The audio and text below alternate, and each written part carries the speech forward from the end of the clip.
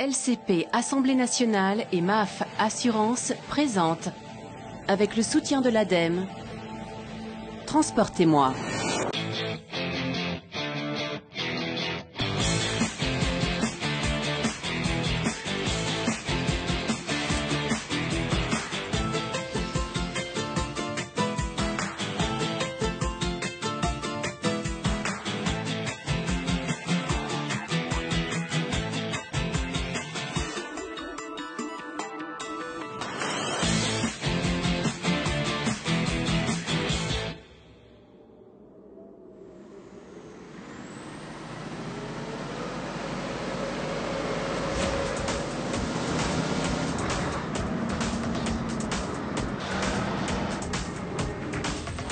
Bonjour et bienvenue dans Transportez-moi.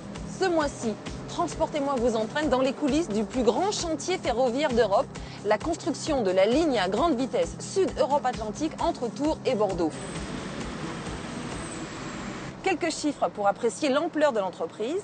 300 km de ligne à grande vitesse, plus de 110 communes concernées, 3 régions traversées, centre, Poitou-Charentes, Aquitaine. Et tenez-vous bien, près de 480 ouvrages d'art. Ponts, tunnels, viaducs, il faut pouvoir passer partout, mais en limitant l'impact sur l'environnement. C'est un défi, non seulement sur ce chantier, mais aussi sur toutes les autres grandes réalisations de nos voisins européens. Sommaire. C'est le chantier de tous les superlatifs, la construction du tunnel de base du Saint-Gothard. 57 km enfouis sous les Alpes suisses. Au-delà de la prouesse technique, un impératif, développer le transport combiné ou comment déplacer les marchandises de la route au rail. Plonger dans les entrailles du tunnel le plus long du monde. En France, 5 millions de véhicules empruntent chaque année le viaduc de Millau, une portion autoroutière qui enjambe la vallée du Tarn. Mais à 270 mètres de hauteur, la sécurité est un défi quotidien. Régulièrement, le viaduc a droit à son check-up. Tous les moyens technologiques sont bons pour ausculter les moindres recoins de l'ouvrage, entre terre et ciel. En Belgique, un ascenseur funiculaire électrique permet aux péniches de franchir un dénivelé de 70 mètres. Notre chroniqueur Gérard Felzer nous fait découvrir les coulisses de ce bâtiment destiné à faciliter le transport fluvial. Retour sur le chantier de la ligne à grande vitesse entre Tours et Bordeaux. Les objectifs de ce vaste projet sont triples. 1. Mettre Bordeaux à 2h05 de Paris au lieu de 3h actuellement. 2. Stimuler le développement économique du Grand Ouest. 3. Décongestionner le trafic routier entre le nord-est de l'Europe et la péninsule ibérique sur la façade atlantique. Sur le terrain, tout a commencé fin février 2010 avec les travaux de déblaiement. Les chiffres sont pharaoniques. À ce jour, 52 millions de mètres cubes de matériaux ont été déblayés. Un an plus tard ont commencé les travaux de terrassement. Et nous sommes actuellement en courant 2013 au plus fort de l'activité avec près de 9000 collaborateurs mobilisés, sous-traitants inclus. Le terrassement, c'est la réalisation de la plateforme qui devra accueillir les installations ferroviaires. Principale contrainte, aménager le terrain naturel. Ici, par exemple, nous sommes au nord de Poitiers. Les trains devront franchir la vallée de Lauzance par 2 viaducs de 450 mètres de long, l'un à l'ouest dédié à la ligne à grande vitesse pour contourner Poitiers, l'autre à l'est dédié à la ligne de raccordement pour atteindre la gare de Poitiers.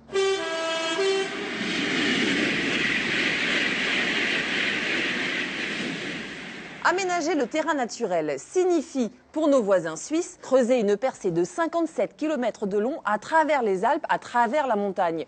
Le tunnel du Saint-Gothard, une fois en activité, sera le plus long du monde. Il sera dédié au trafic combiné, voyageurs et ferroutage, pour limiter drastiquement la circulation des camions sur les routes suisses. Là encore, c'est un chantier titanesque. Visite guidée. Le soleil se lève sur le massif du Saint-Gothard. Dans leur wagon, les ouvriers savourent encore quelques instants la lumière du petit matin. Car là où ils vont, le jour ressemble à la nuit.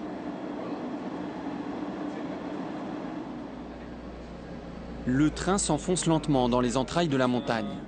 Nous allons nous arrêter au kilomètre 21. Le tunnel compte 57 km, c'est le plus long du monde. Nicolas connaît bien ce trajet. Alors nous voilà arrivés. Depuis 20 ans, Ils travaillent sur le projet du tunnel presque depuis le premier jour. Dès la descente du train, ce qui frappe, c'est la chaleur. 25 degrés, et pourtant, le tunnel est climatisé. Et si on n'avait justement pas cette climatisation, on aurait une température de 40 à 45 degrés à peu près ici. S'il fait si chaud, c'est parce que le tunnel est enfoui au plus profond de la montagne. Il passe sans prendre d'altitude sous le massif, jusqu'à 2000 mètres sous les sommets. C'est ce qu'on appelle un tunnel de base. Il relie la partie alémanique de la Suisse à la partie italophone. Un chantier colossal.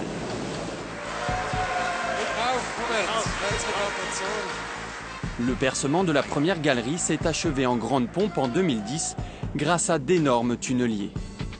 Derrière cette tête perceuse, une machine de 400 mètres de long, l'équivalent de 4 terrains de foot. Une immense chenille qui grignote la roche et en même temps pose des treillis contre les éboulements, passe une couche de béton et évacue les déblais. Le volume des gravats dégagés équivaut à 5 pyramides de Khéops en Égypte. Ces déblais, inutile de les chercher très loin. Ça, c'est 100% de recyclage. En fait, c'est les matériaux extraits de la montagne que l'on a sélectionnés en différentes qualités pour pouvoir les réutiliser comme charge à béton. Et donc ici, on a effectivement une partie de la montagne, un quart environ, qui est retournée en montagne. Le tunnel est dans sa phase d'aménagement ferroviaire. Dès 2016, passeront des trains de voyageurs, bien sûr, mais aussi et surtout des trains de marchandises. C'est même toute la raison d'être du tunnel. Nous sommes en Italie, tout près de la frontière suisse. Ce conteneur vient d'Allemagne, du sud de l'Allemagne. Dans cet immense terminal, des milliers de tonnes de marchandises viennent d'Europe du Nord jusqu'en Italie et inversement. Leur point commun, elles passent presque toutes par la Suisse. Le voyage s'effectue par rail. Ce train doit partir pour la Belgique. Ces marchandises sont amenées par camion. Les remorques et son chargement sont embarqués tels quels sur les wagons. Seul le chauffeur reste à quai. Les manœuvres s'enchaînent toute la journée. En ce moment, nous chargeons et déchargeons une quinzaine de trains par jour. Cette association de la route et du rail sur un même trajet, c'est ce qu'on appelle le transport combiné ferroviaire. Cela permet d'éviter des centaines de kilomètres en camion à travers la Suisse. Et c'est autant de pollution et de nuisances en moins. Le tunnel du Saint-Gothard a pour objectif de renforcer ce mode de transport écologique. Il pourra faire passer les Alpes à 220 trains de marchandises combinés par jour. En creusant des tunnels performants et en favorisant le fret ferroviaire, la Suisse parvient à limiter la croissance du nombre de camions sur ses routes. Par comparaison, la France fait plutôt piètre figure. Le combiné ferroviaire y reste peu développé. La SNCF n'y a pas accordé beaucoup d'importance. Ça s'est surtout polarisé à une époque sur le TGV et aujourd'hui sur le transport TER ou francilien. Donc l'entreprise ferroviaire majeure n'y a pas accordé assez d'importance. Les pouvoirs publics n'ont peut-être pas fait non plus les investissements. Et puis aussi, les distances ne sont pas énormes. La plupart des marchandises en France sont transportées sur des distances courtes, où là, le combiné est moins intéressant économiquement. Une situation peut être en passe d'évoluer. La France devrait elle aussi créer un axe important de transport combiné vers l'Italie, avec le creusement du tunnel Lyon-Turin.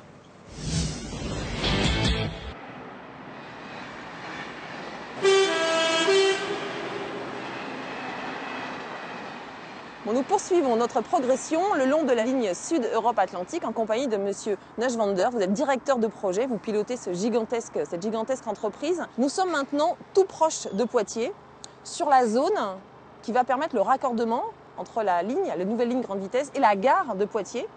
Tout à fait. Puisqu'il a été décidé de ne pas construire de gare nouvelle, mais d'utiliser les gares de Alors c'est centre-ville. un choix de la mairie de Poitiers que d'utiliser la gare de centre-ville plutôt que d'avoir une gare nouvelle en périphérie de l'urbanisation, de façon à permettre et à faciliter le trafic des TGV vers les TER, de façon à quelque part avoir une intermodalité plus opérationnelle. Et du coup, pour réaliser ce raccordement, vous devez construire ce qu'on appelle une estacade. C'est un ouvrage qui n'est pas forcément bien connu du grand public. Alors si vous voulez, une estacade, c'est une espèce de mille-pattes. c'est-à-dire qu'on fait plutôt beaucoup d'appuis resserrés, rapprochés. Beaucoup de piles. Et les travées, les ponts entre les piles sont plutôt courtes. Et ça, c'est un parti que nous avons pris parce que globalement, les contraintes géométriques ici étaient très très importantes. Vous devez passer au-dessus de 2 routes très fréquentées, Exactement. dont l'ancienne Nationale 10. Exactement. Au-dessus de la voie ferrée. De la voie ferrée. Et tout ça sans gêner, sans interrompre les circulations. Et donc l'estacade nous semblait la bonne solution technique pour répondre à ce parti pris. Alors maintenant, je voudrais qu'on prenne un peu de recul et qu'on parle de tout le tracé et de tout le chantier. On parle de 480-500 ouvrages à réaliser, pont, viaduc, tunnel, pour pouvoir passer partout. Comment est-ce que vous déterminez quand est-ce qu'il faut passer en dessous, contourner, passer au-dessus? Ce qu'il faut comprendre, c'est qu'aujourd'hui, la ligne TGV, il faut qu'elle passe dans un fuseau qui fait environ 500 mètres de large, parce que globalement, c'est là que l'État a décidé de le faire passer. Et nous avons ce degré de liberté de serpenter dans ces 500 mètres. Ensuite, on a la technique, parce qu'on traverse un certain nombre de rivières, on traverse un certain nombre de zones où les sols sont de mauvaise qualité.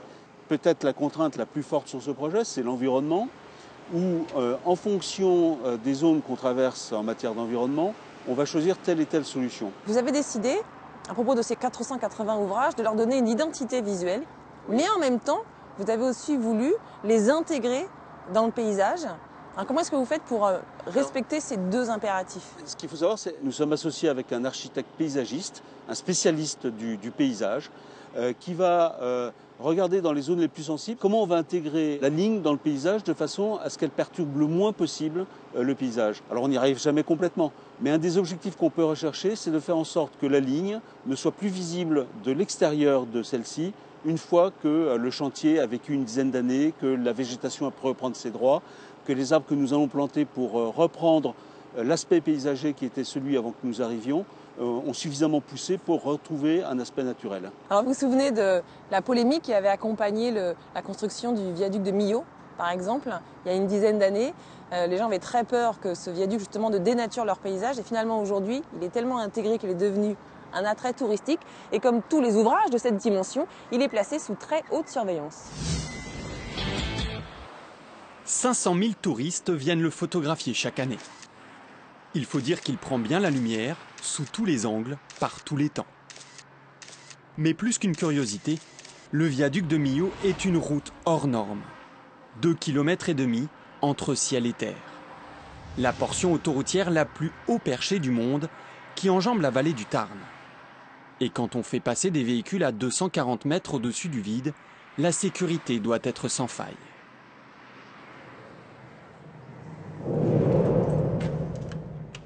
Bienvenue au cœur du viaduc. Nous sommes sous le tablier du pont, juste en dessous des voitures. Eric commence la traque de son ennemi juré. Je cherche d'éventuelles traces d'eau, d'humidité, parce que forcément le fer et l'eau ne font pas bon ménage. Là par exemple, nous avons une trappe d'accès à la surface, donc il peut y avoir des problèmes de joints, donc laissez l'eau en extérieur. Des déshumidificateurs maintiennent l'air à moins de 40% d'humidité, en dessous du seuil de formation de la rouille. Aux 4 coins du viaduc, une petite armée s'active. À l'extérieur, on fait appel aux dernières technologies pour inspecter les piles les plus hautes du monde. Un drone télécommandé escalade la paroi pour repérer d'éventuelles anomalies dans le béton. Pour se rendre dans les pylônes, en revanche, il faut grimper, à l'ancienne. Cette équipe vérifie les attaches des haubans. Ceux-ci relient les pylônes au tablier et sont constitués de dizaines de câbles métalliques, ou taurons. À l'aide d'une caméra endoscope, l'équipe contrôle l'état de la cire qui recouvre les câbles. On voit qu'il manque un petit peu de cire. Un manque de cire peut s'avérer sérieux, car un câble sans protection peut rouiller et à terme céder. Cette fois, fausse alerte. Ça vous inquiète pas? Non. Non, puisqu'on ne voit pas de tauron, on ne voit pas de partie métallique apparente. De toute façon, avec 4 haubans entiers en moins par pylône, le pont tiendrait encore debout. Les ascensions s'enchaînent, fatigantes. Mais à la fin de la journée, Une belle récompense attend l'équipe. Ah, il y a une sacrée vue là. Il y a une sacrée vue, effectivement. Une vue impressionnante et un sacré vent aussi.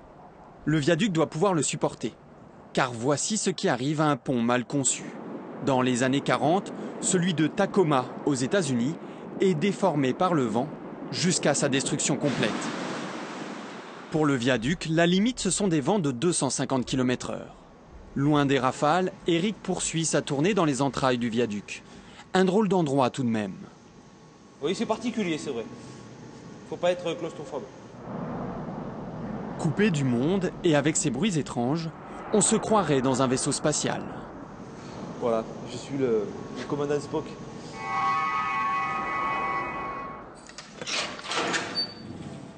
L'inspection s'achève avec le contrôle du joint de chaussée.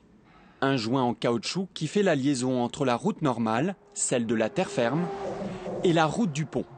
Une pièce essentielle. En été et en hiver, le tablier n'a pas la même longueur. En hiver, il se contracte, donc il a froid en gros, et l'été, au contraire, il se dilate. Donc ce joint est là pour absorber la variation. Et cette variation peut aller jusqu'à 1,20 m. Le joint se déploie en accordéon pour compenser. Sans lui, en hiver, les voitures tomberaient dans un trou.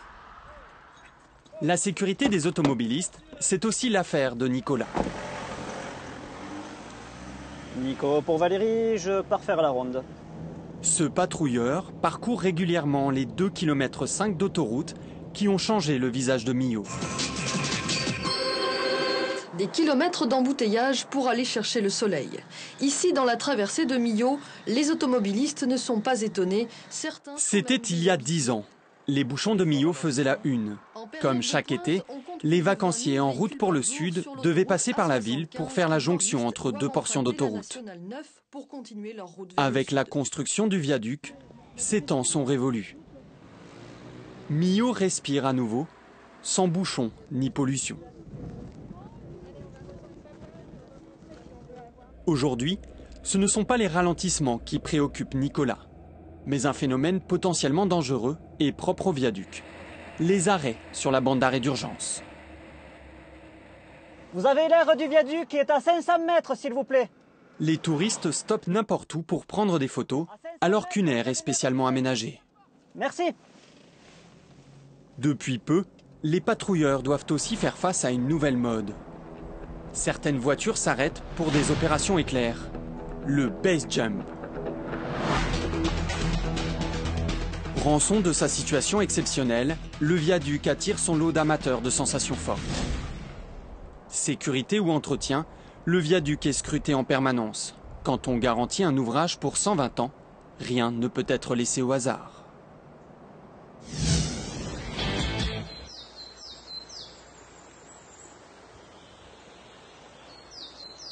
Retour en Poitou-Charentes, dans les environs de Poitiers. Nous sommes maintenant au sud de l'agglomération.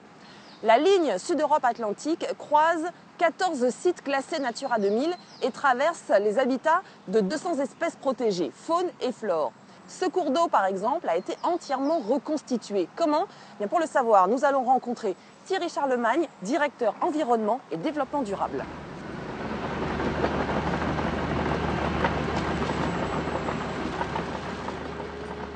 Alors ici, le paysage est vraiment saisissant parce qu'on a d'un côté le chantier et l'ancien cours d'eau, et à 20 mètres, le nouveau cours d'eau entièrement refait. Ça, c'était une contrainte imposée par les lois sur l'eau, le contrat de concession, les engagements de l'État. Voilà, c'est la réglementation qui nous demande de prendre en compte les milieux naturels dès la phase chantier. Et aujourd'hui, un chantier de LGV, c'est à la fois la phase construction de la ligne elle-même et puis la construction de nouveaux milieux naturels pour venir compenser ou réduire ou éviter les impacts qu'on a pu avoir. Alors ça veut dire qu'ici, notamment, dès la phase d'étude, vous vous rendez compte qu'il y a une rivière et vous décidez de la dériver. Exactement. On a un cours d'eau qui, en l'occurrence, est assez rectiligne. Et donc, on va le déplacer d'une vingtaine de mètres. Il n'est pas loin, hein, il est tout près. Et on peut voir ce qu'on a créé comme nouveau cours d'eau avec une morphologie de la rivière, avec un petit lit assez étroit de façon à ce que l'été, le fil d'eau soit toujours maintenu.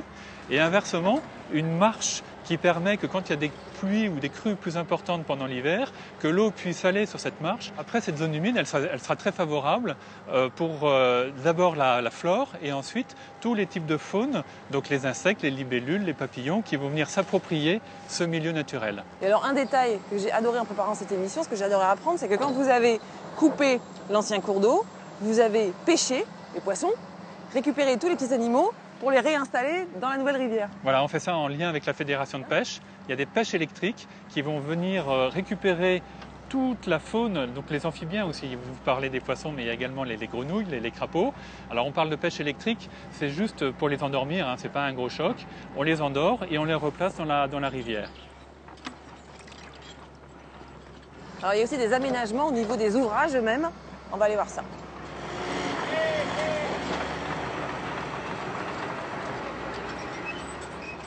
Alors ici, sous l'ouvrage, on retrouve bien donc la nouvelle rivière reconstituée avec ses méandres, ses enrochements et des aménagements particuliers à l'ouvrage. Par exemple, la banquette spécifiquement construite pour les petits mammifères. Oui, les petits mammifères, contrairement à ce qu'on pourrait imaginer, ça n'aime pas mouiller ses pattes. Et donc on construit des banquettes. Alors celle-ci est en béton, on va remettre de la terre par-dessus de façon à ce que ce soit le plus naturel possible. Et les petits mammifères, les fouines, les martres, les putois, mais aussi les lapins, les lièvres, vont passer sur cette banquette. Nous avons plusieurs étages à la banquette, de façon à ce que le passage soit toujours favorable, quel que soit le niveau d'eau. Alors l'autre chose impressionnante, c'est ce puits de lumière au milieu de l'ouvrage, qui là aussi a été conçu pour des raisons environnementales. Le puits de lumière, il est nécessaire effectivement au passage de la faune et à la présence de la flore. Si on n'avait pas ce puits de lumière, on aurait une ombre très importante et donc on n'aurait pas de végétation qui pousse. Ça va aider le passage à être fonctionnel pour le plus grand nombre d'espèces. Alors, est-ce que vraiment vous travaillez de cette façon aussi précise, aussi stricte, sur tous les kilomètres, des 300 kilomètres du tracé ? La grande difficulté, mais également la grande force de ce chantier, c'est qu'il y a ce travail de couture écologique qui est présent sur les 300 km de la ligne, depuis Tours jusqu'à Bordeaux. En tout, on a 223 espèces protégées. Et donc, sur les 223 espèces protégées, on a dû faire un travail d'éviter, de réduire et de compenser les impacts. Alors là, on parle de 3000 hectares de compensation. Qu'est-ce que ça veut dire? Soit du reboisement, d'autres espaces? C'est des reconstitutions de milieux naturels, mais en dehors des emprises de la ligne. Mais donc ça suppose acheter du terrain? Alors on va acheter du terrain où on va conventionner avec des propriétaires, notamment les exploitants agricoles, qui vont mettre en œuvre des pratiques qui sont favorables aux espèces protégées qui sont concernées par la ligne et qui sont impactées par les travaux de la ligne. Alors donc tout ce travail de reconstitution permet évidemment la préservation des espèces, faune et flore, mais reconstitue aussi un paysage et presque un cadre de vie pour les gens de la région. Ces rivières, ces boisements de part et d'autre, elles ont un objet social. Ce sont des lieux de promenade, ce sont des lieux de pêche.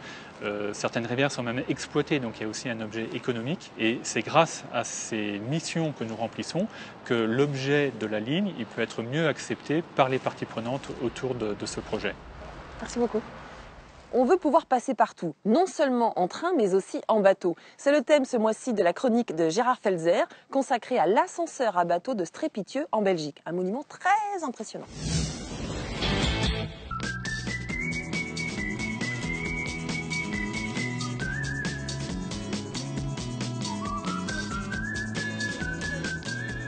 Depuis des millénaires, l'homme, pour transporter ses marchandises, utilise la voie d'eau.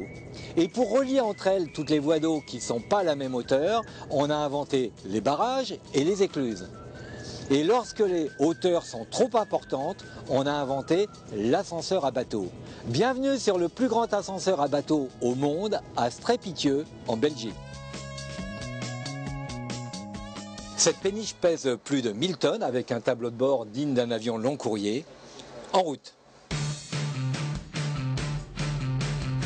Nous sommes en train de manœuvrer pour rentrer dans cet ascenseur à bateau qui va nous emmener à plus de 73 mètres de haut. Un bâtiment gigantesque. Rien que la surface du toit est équivalente à celle d'un terrain de football.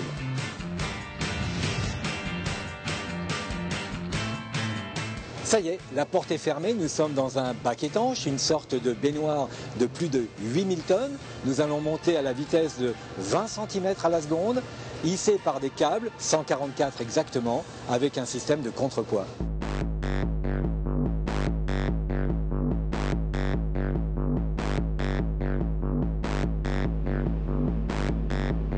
Nous sommes ici au cœur du dispositif, une salle des machines gigantesque. Pour faire monter et descendre 8000 tonnes, il faut des câbles extrêmement solides, des grandes poulies, des moteurs. Et pourtant, contrairement aux apparences, ça consomme beaucoup moins d'énergie qu'une écluse classique qui est obligée de pomper l'eau pour la remettre dans son lit d'origine. Par exemple, un bateau de 1000 tonnes pour l'élever à 10 mètres de haut dans une écluse classique aura une facture d'électricité de 250 €, alors qu'ici, ce ne sera que 5 € pour l'emmener à 70 mètres.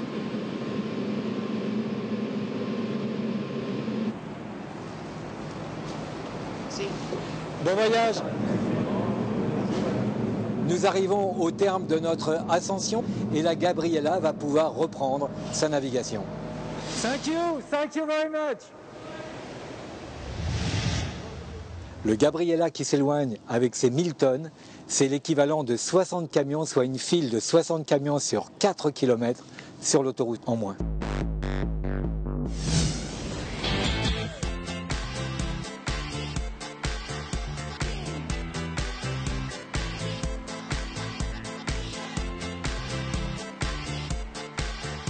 Nous voici maintenant en Aquitaine, à une quinzaine de kilomètres de Bordeaux, sur le chantier du dernier gros ouvrage d'art avant le terminus de la future ligne à grande vitesse Tours-Bordeaux.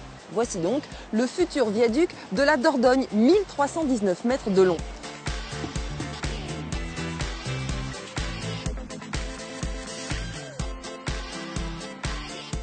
Fin du parcours et fin de notre émission. En attendant le prochain inédit, on se retrouve sur notre site transportez-moi.fr et sur notre page Facebook. C'est un défi, non seulement sur ce chantier. Aménager le terrain naturel, ça veut dire pour les Suisses, faire un petit trou dans la montagne. Ça va pas la suspension sur cet engin?